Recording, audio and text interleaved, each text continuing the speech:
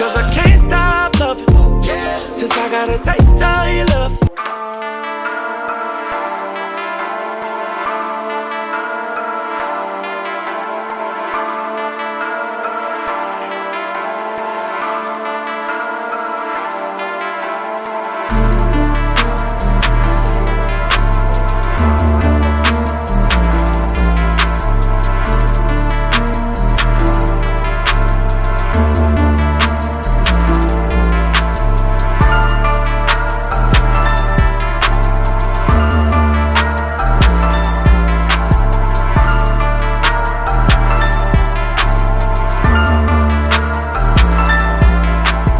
People, welcome to this segment with Chopping with Dak.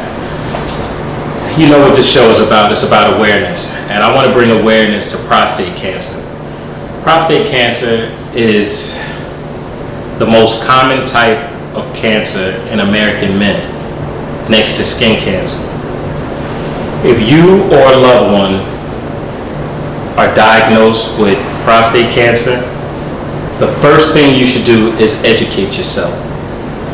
I have one of my great friends, D. Jones, and he's going to give us his experience and share his thoughts and educate us about prostate cancer. My man, Dak. So, my G, all good. Appreciate you for joining the show. No doubt, no doubt. Do me a favor. Tell the viewers a little bit about you. Okay. All right. My name is Derek Jones. I just came up, to do this segment with my man Dak in relation to prostate cancer. I am a husband, father of 3, and we're going to share some things today that's going to give you guys some insight on prostate cancer and how to deal with it once you're diagnosed, the recovery process and everything, any type of symptoms that you may be experiencing. And hopefully you guys will get something from this. I know you will, because it's something that I'm passionate about, my man Dak is passionate about, and I believe that passion is going to overflow to you, so you'll definitely get something out of this segment. My man. So today, what we're cooking on Chopping with Dak, which you always know I got something always cooking up. So what we're making today is salmon patties. We're going to do some roasted garlic potatoes and some asparagus. Let's get to it.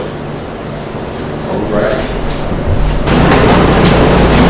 So D, today, like I said, we're going to be making salmon patties. And we got some red peppers, some onions that we need to chop up, some potatoes. Salmon patties? Yeah, making salmon patties. So in my salmon patties, I typically do a sauteed red bell pepper, some onions, a little bit of my special seasoning to kind of season it all up. All right. And we'll do, like I said, the asparagus. We also need to chop up that parsley. Gotcha. So if you don't mind, take one of these blades. Alright. And we can get busy. So you got 3 over there, we got those over there.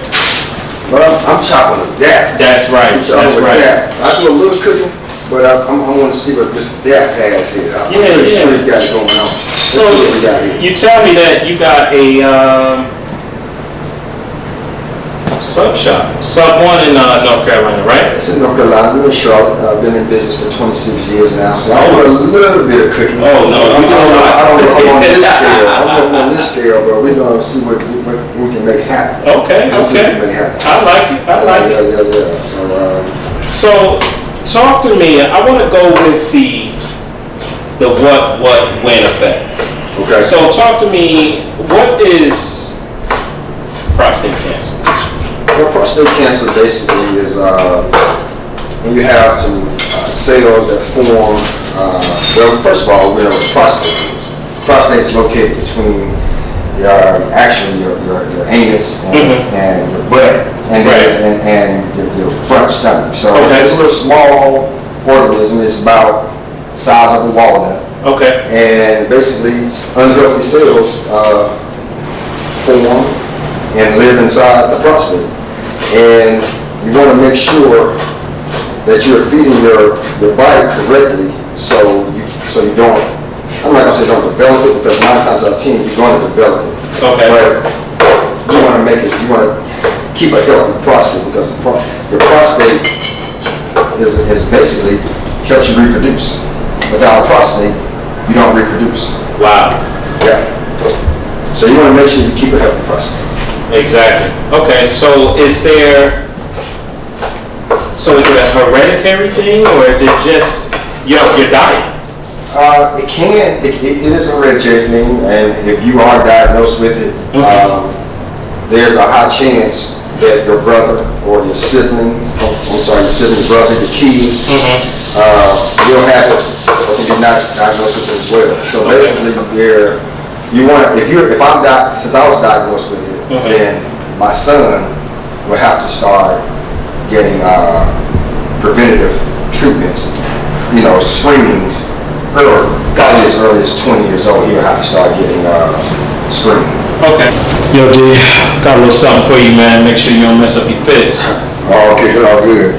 Professional chef. All right, I can dig it. Appreciate you, man. Appreciate you again for coming on the show. No doubt. So, again, when should a person get checked out for prostate cancer? Well, prostate cancer on the norm, I guess you should probably start screening around the age of 40. Okay. For black males, around the age 40. I think for white males, it should be around 50. Okay. But because black men, African American men, are diagnosed or obtain the prostate cancer disease earlier, you have to get diagnosed or you got to get screened earlier. Okay.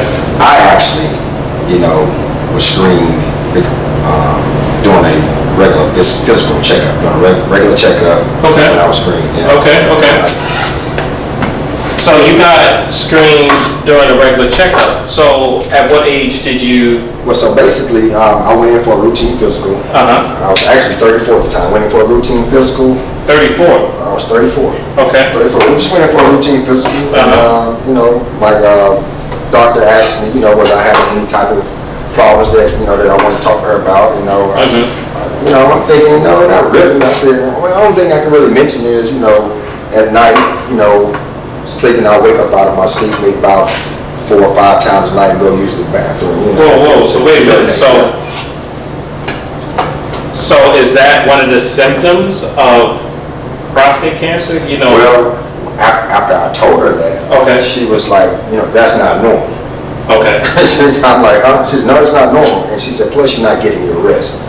So her words, Derek, I need to do a digital exam. Okay. Like, okay, what is that? But anyway, she did an exam, digital exam, and she felt a little something, so she had my blood drawn to check my PSA. Okay. Of course, results came back, PSA was elevated, and she referred me to a urologist.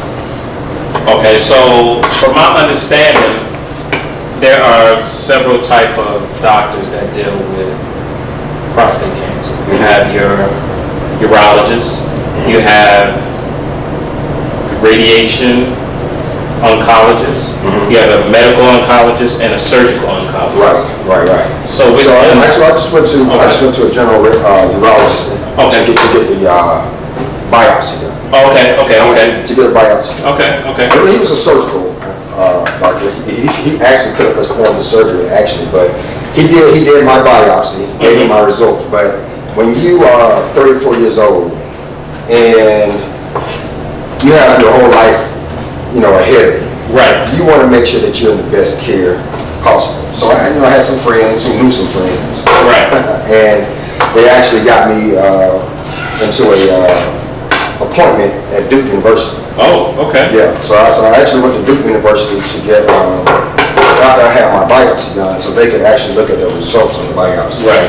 And from that point on, I actually was in front of a radiologist, oncologist, and they basically told me my options, what was the best decision for me to do at that time. Okay. And of course, I went with the surgical oncologist. He performed my surgery. He was actually the best on the East Coast, that's what I was told. He actually, his name, Dr. Judd Miles is his name, and he did an excellent job. He had performed over, 100 surgeries. Right. And you want that. You want somebody that had, You want that. well, I would say time underneath the ball, per se. Yeah, You know what I mean? Yeah. You want that. And you want that because, like I said, I was 34 years old, and I had my whole life ahead of me, and once you have the prostate removed, which I'm getting to some of the, I don't want to, not symptoms, but some of the, what am I trying to say? After you have your surgery. Some of the post, any post issues or post Any anything. issues that you're gonna have. So you want to make sure you have someone who is knowledgeable in what they're doing, so that when it's time for the healing process, you can get back to 100% as soon as possible. Gotcha. Right. So, and of course, there were different types of surgeries that he could have performed. At first, I was told to do the surgery, robotic surgery. They have robotic surgery where they can do an incision, small incision, while they're go inside. Right. They're looking at a screen, and they're going in there cutting out your prostate. Right. But you want someone who's experienced at that as well. Exactly. Because that was then it hadn't been on the scene more than maybe about a couple of years. You don't want to be no test person for anyone. Exactly. I mean, we're talking about my life, and I'm 34 years old, so we want to make sure that we're doing what we're doing. Right. Let's see here. I'm getting ready to dump this salmon in the oven. I've seasoned it up.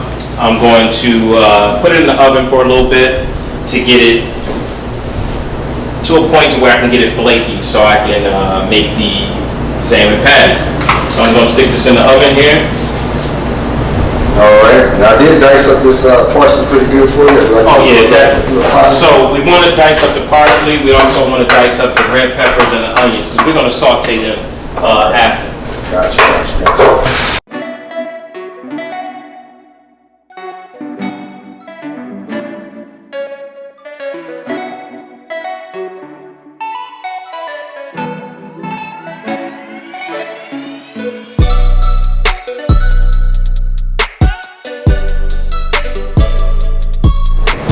Okay, the salmon is done.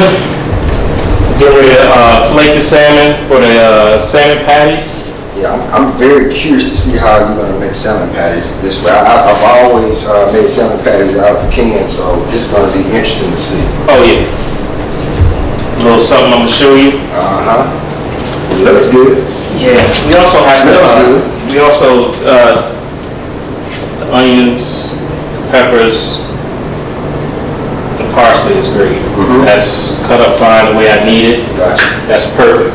We're going to saute these two. We're going to saute the red peppers and the onions, but I'm going to flake this salmon.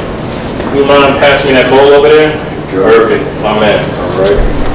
So what we're going to do here is we're going to take this whole salmon. Right now it should be tender enough. Just break it up, and we're just gonna flake it. So take this whole, it doesn't matter if it breaks up, you put it right in this bowl. Okay. We're gonna let it cool off a little bit as well. And while we're letting this cool off, So how long would you let that cook? It only needs to cook maybe about 10 to 15 minutes. Okay. So if you cook this about 10 to 15 minutes, it'll make it nice and tender, and let it cool off, and allows you to flake. And what we put in this, actually, we put fresh parsley. We also use 2 eggs. Okay. And once the peppers and onions are done being sauteed, they'll go in there as well. Gotcha. And so once all that's in the bowl, it's going to all mix up into a Exactly. What's going to happen is the eggs hold the salmon together. Okay. And the red peppers and onions, that's going to be, more or less the seasoning. The parsley, the same as well. Gotcha. So this should be good enough. We're hot right here. Take those onions and peppers. All right. Get those sauteed. Flip. Okay. Got it. Yeah, got it here.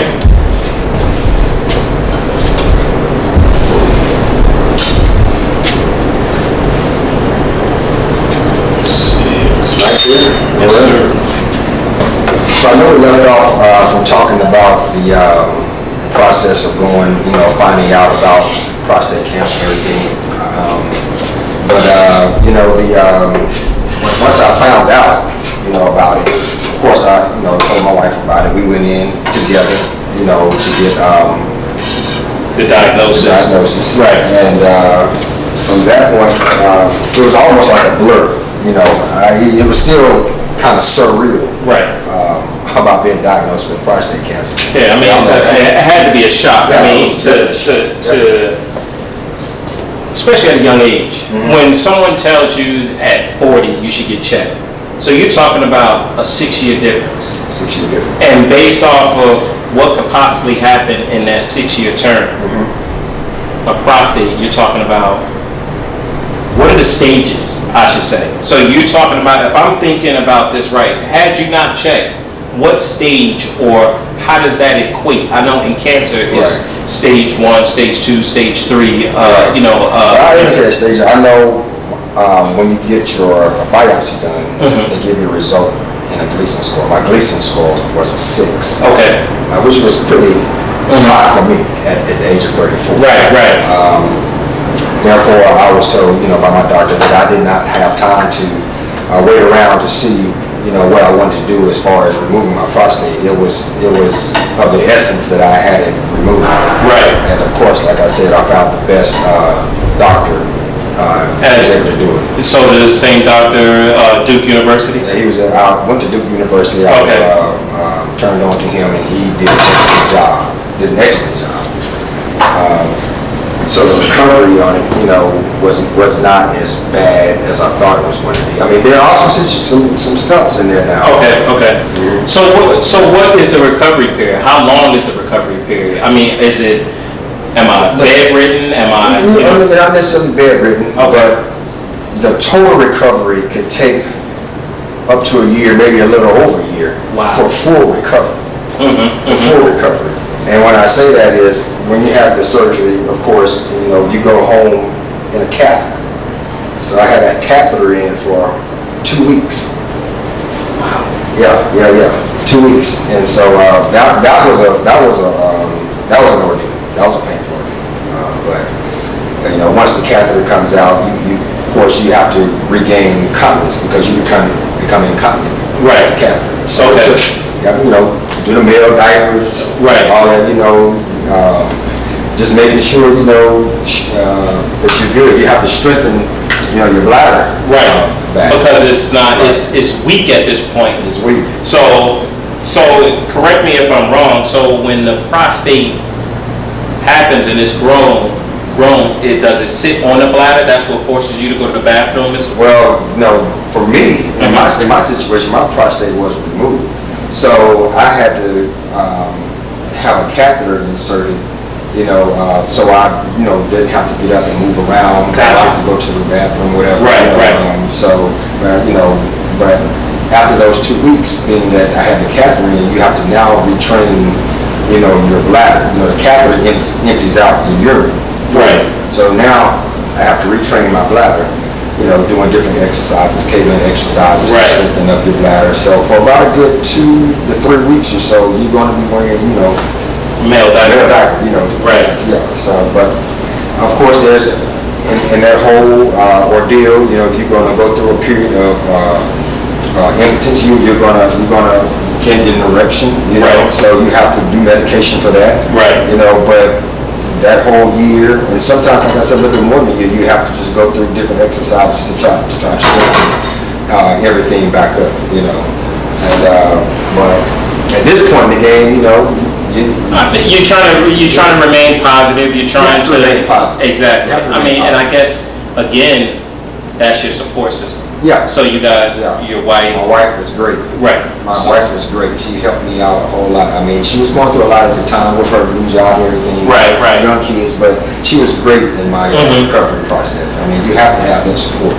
You have to have that support. And Absolutely. she had a medical background. It helped out a whole lot. Okay. But not even the medical side, the emotional side. Okay. It really helped a lot. So with the medication, how long do you have to take the medication, or is it something that you have to take for a lifetime? Well, Is it you something take it as needed. as needed? Okay, As okay. needed. Some people you do. Which is why I try to, stay healthy. Stay Eat healthy, right. Exercise, all that, plays Okay. a part in your recovery. Right. Yeah, it plays a part in recovery. So, you do whatever it takes, to get back to where you need to be. I actually take a supplement. A good friend of mine has, it's by Inspire. It's called Taboo. And Okay. it helps out a lot. Gotcha. The recovery process. It did. Okay. Yeah. Oh, yeah. All right, so I got some garlic potatoes, roasted potatoes that I'm gonna put in the oven now, and Looking good. Yes, sir. Looking good. let's see here. In the center. Oh, it smells so good. So with prostate cancer and the post-prostate cancer and recovery, what has your diet been like? Okay. Well, actually, since the surgery and the recovery process, I've actually taken on a diet to maybe, excommunicate some of the red meats out of my diet. I don't do a lot of red meat. I still do some, but I don't do a lot. I incorporate a lot of veggies, fruits. I like to do green smoothies in the mornings. Okay. You want to find something that's going to be high in antioxidants. Antioxidants. Yeah. Oh, so You want any of that. your superfoods, more or less, like the kale, the spinach, Oh yeah. asparagus, what we have. Yeah. So okay. Even pumpkin seeds. Really? Yeah. Oh yeah. Yeah. Do that for sure. Wow. You want high antioxidants to go into your body, to help actually treat, especially if you haven't had the surgery. Right. You want to take those in just to help keep a healthy prostate. Gotcha. Yeah. Okay. You definitely want to do that. You definitely want to do that. So I incorporate those into my meal plan and just try to eat healthy as possible. I'll take a lot of processed meats out of my diet because processed meats can also contribute to prostate cancer. Really? Yes. So you want to try to go as natural as possible to maintain that healthy prostate. That's pretty amazing. So, with those who, for men, getting your prostate checked is like a taboo, more or less. It's not a fun thing to do. Right, exactly. And the mystique and everything it's- about it. I mean, everyone not thinking like, going to the doctor and like, oh man, not. It's not good. Okay, so so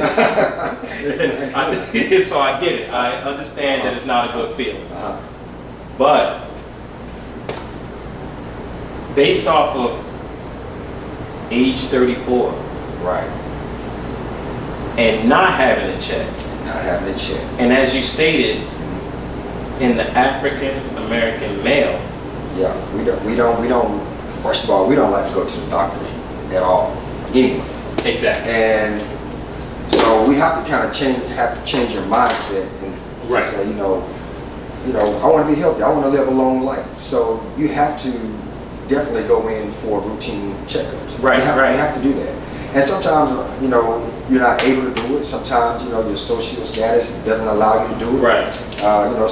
You don't have insurance. So they don't want you to go get True. pay out of pocket to go get checked. Right.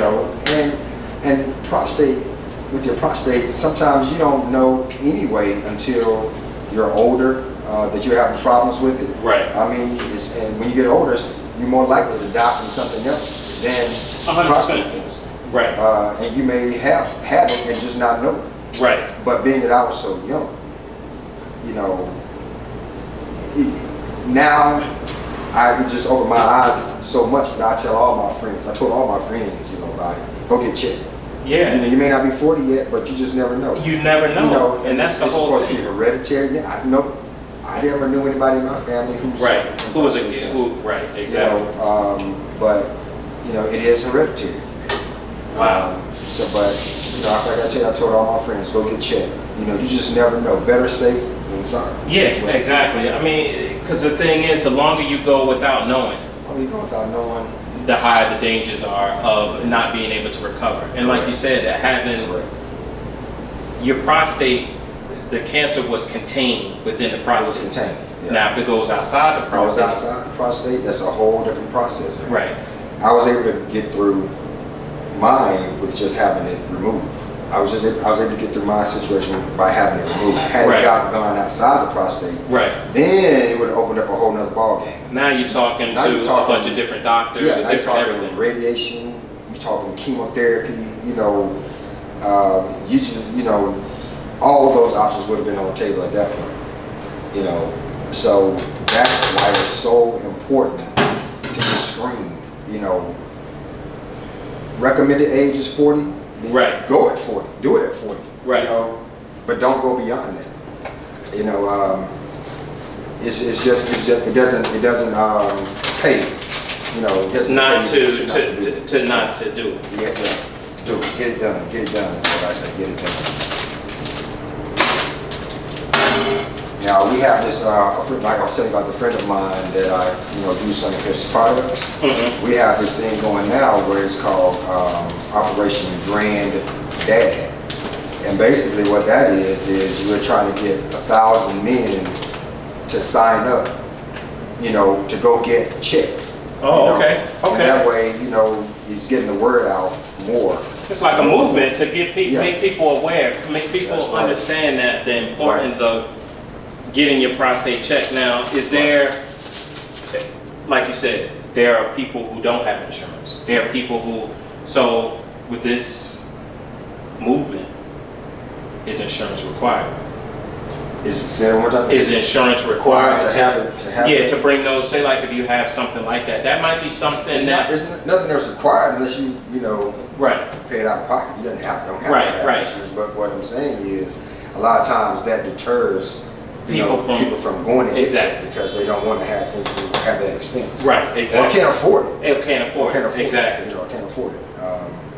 So as a African American male, you want to make sure that you are getting tested, getting screened as early as possible. Yeah, absolutely. No, I I completely, Yeah. definitely understand that. That is Yeah. a major point to get Another point understand. I'll bring up is you may know about it. Some of us, we know about it. Case in point, I was at Duke and it was an older guy, he may have been, I think he probably been in his 50s maybe. He was in denial. Didn't want to get checked. I don't have prostate cancer. I don't need to get checked. Wow. Excuse me. Why? Sometimes men, and you hear the side effects. Right. You know what's going to happen after Mhm. surgery, whatever. You don't want to go through that. Right, right. As a man. You know what So I mean? it's a macho thing. So it could be a macho thing. It could be a macho thing. Yeah, Right. it could be a macho thing, yeah. But macho is not good. No, No, I mean it's macho is not Yeah, gonna just save like- you. Yeah. No, not Macho is not gonna save your life. No. And I had, like I said, 34 years old, young kids. I had to do what I had to do in order. Exactly, to be around for your kids. I mean, that's not something that. And there's nothing you I ever wanna hid live from around. him either. Right. My Okay. son was there watching the whole time. Not of course he didn't see the surgery, but after surgery, I had the catheter in. Like I said, he could see everything. To Right. this day, he still remembers everything that I went through, and he knows now.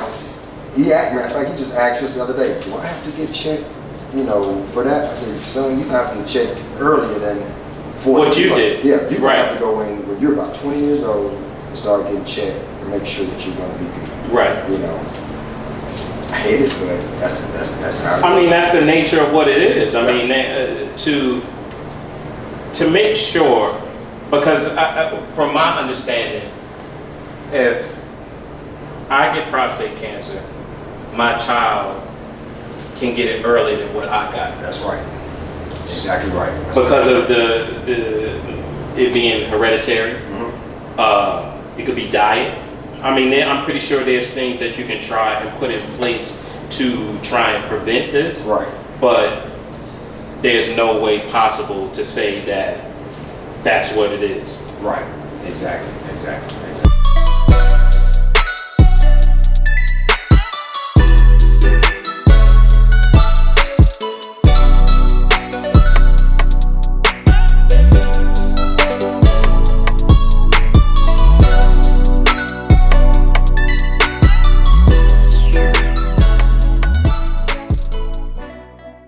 This is a product of our work. Yes, sir. Looks good. Looks good. Oh man. Oh, man. Sit down here so I can break bread with you.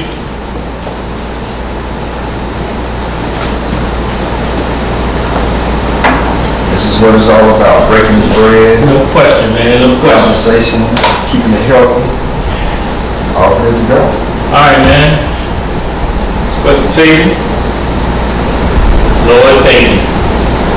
Amen. Amen. Let's dig in. Oh, man, this looks so good.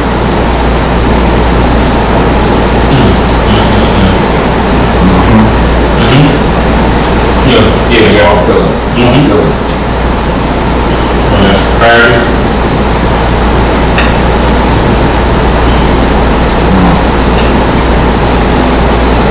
So D, man, I definitely want to thank you for being on this segment of Chopping with Dap. No doubt. I know this is it can be a touchy subject. It is. Yeah. But, I was happy to be on, making people aware. And bottom line is, we have to get checked. Yeah. I think the viewers are going to appreciate it. I think it was great content. And I appreciate you, man. Thank you for bringing the awareness to the forefront. Having me on the segment. I thank you for that. Appreciate it. No doubt. So people, thanks for joining me on this episode of Chopping with Dap. I want to thank Nino Baby for taking care of my fits. So I appreciate you.